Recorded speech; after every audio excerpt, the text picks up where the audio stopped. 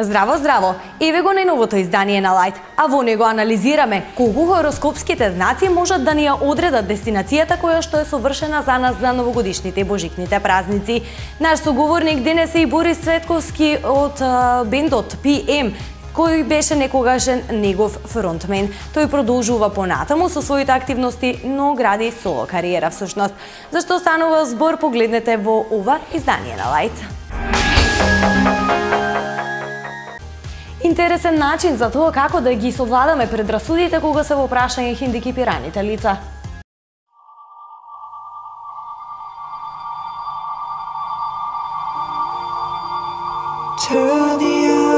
Организацијата која што се грижи за хендикепирани лица направи серија на кукли од вистински лица со хендикеп, со цел да се покаже на сите дека тие се совршени кукли за во излог во продавниците.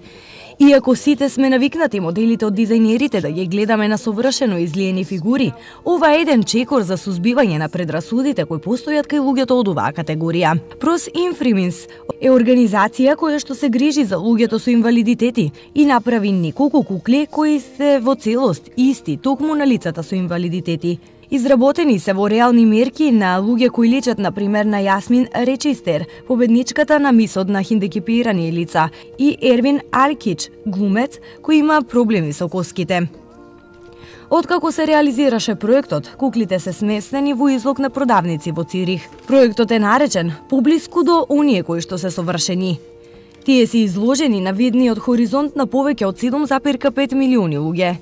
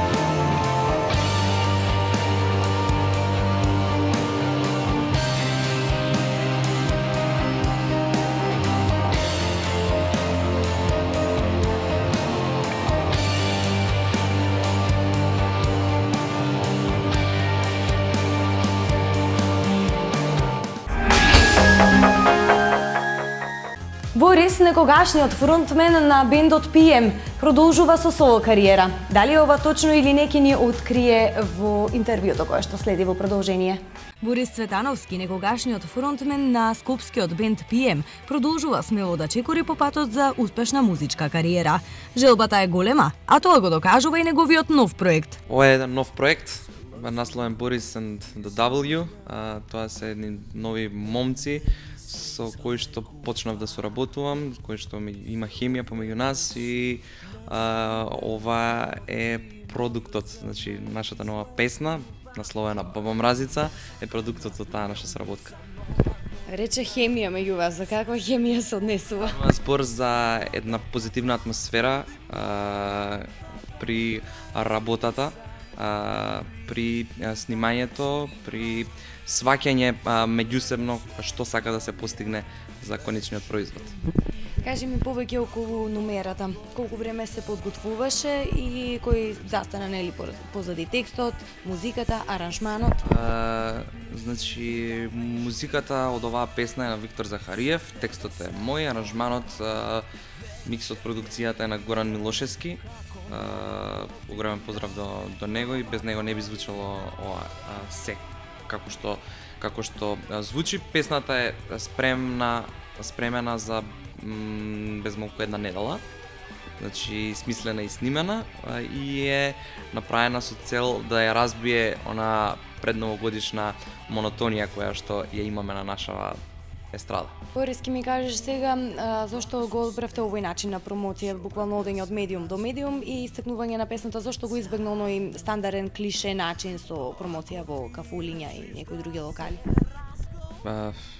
Не е нешто за кое што сум размислувал, начинот на промоција сега за оваа песна.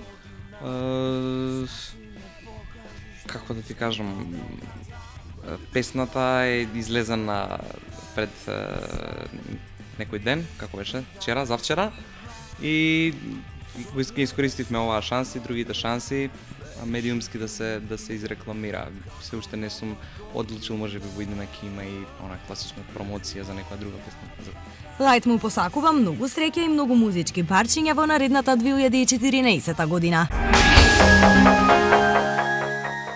Хороскопскиот знак ни одредува дестинацијата каде што треба да патуваме. Да или не? Ќе да знаеме во продолжение. Дали верувате дека хороскопот ќе ги прочитат звездите и ќе ви ги одреди случувањата во денот? Верувате ли во предодредената позиција на звездите на денот на вашето раѓање и дека од тоа ви зависат и патувањата кои ќе ги имате? Не верувам, да не речам воопшто, ама не верувам, може има некои работи што за секој хороскопски знак се, да речеме, за луѓето заеднички, но во глобала за денски, за не знам годишен, дека мене некој може цела година да ме испланира, не верувам и дестинација за патување. Можеби хороскопските знаци може да одредат нашата дестинација за патување. Верувале или не, хороскопските знаци на некому му пресудуваат каде треба да ги помине новогодишните празници. Секако, кај некој тоа е помалку погодено, кај други помалку, но сега ќе слушнеме и што има астрологот да каже токму на оваа тема. Таму куќа на патувања, значи имаме патувања кои што си се домашни, да речам, и патувања во подалечни патувања, каде што поврзано со тоа кој знак владее во куќата, значи кои планети се во куќата, па кај се владетелите, каде се знаците на тие значи владетели, се одредува дали тоа патување ќе биде поврзано со бизнис, со задоволство, дали е подобро кога ќе се отиде на тоа патување да се остане на таа дестинација, да се живее, или кога ќе се отиде дали таму ќе имаш романтична средба, зависи како се распореди другите планети.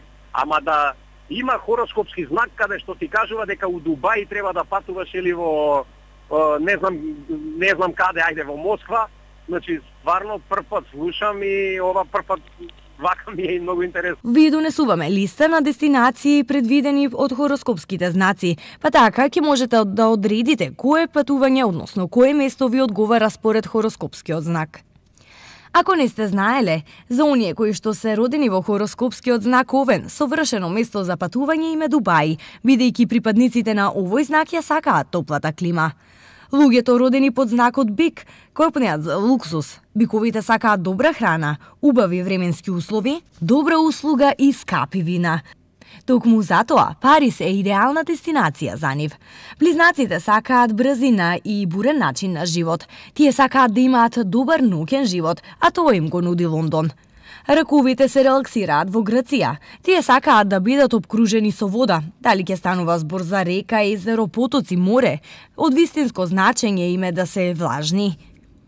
Лавовите се во потрага по луксус, гламур и дискретна услуга, а Париз им го нуди тоа. Лицата родени во знак на Девица мораат да изберат место кое е полно со интересни и различни сајтови кои можат да ги истражуваат, што значи дека Рим е создаден за нив. Вагите се одмараат во Шпанија. Тие сакаат места со мирољубиви и пријателски настроени луѓе. А скорпиите ќе потонат во љубовта со Венеција. Секоја огнена скорпија ќе потроши време за празниците со саканата личност, а за нив синоним е романтичната Венеција. Стрелците пак ќе уживаат во Египет. Луѓето родени во овој знак сакаат да патуваат и да одат на нови и неистражени места. Стрелците се со желба за пари, моќ и слава. Ја сакаат природата, но секогаш им треба и време да се одморат. Затоа Малдивите се одлични за нив. Водолиите треба да одат во Берлин, а оние кои што се родени во знакот Риби во Јапонија. И за крај, време е за филм. This is Kowalski confirming visual contact with debris. Debris is from a BSE sat. Gravity е филм снимен 2013 година во време траење од час и 30 минути. Ова е трилер, драма. А еве и кратката содржина. Една рутинска прошетка до Вселената ќе се искомплицира. Двајцата членови на екипажот остануваат сами во црното пространство без контакт со земјата. Ќе се спасат ли? Останува енигма се до моментот кога ќе го погледнете филмот. The hell out of here. Some help there, man? No, don't wait for us.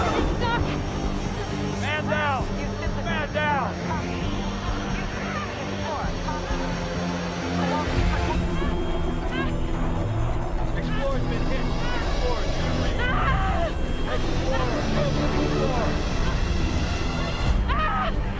body is off structure. Dr. Stone is off structure. Dr. Stone, detach. You must detach. If you don't detach, that arm's going to carry you too far. Listen to my voice. You need to focus. I'm losing visual of you. In a few seconds, I won't be able to track you. You need to detach. I can't see you anymore. Do it now. Houston, I've lost visual, Dr. Stone.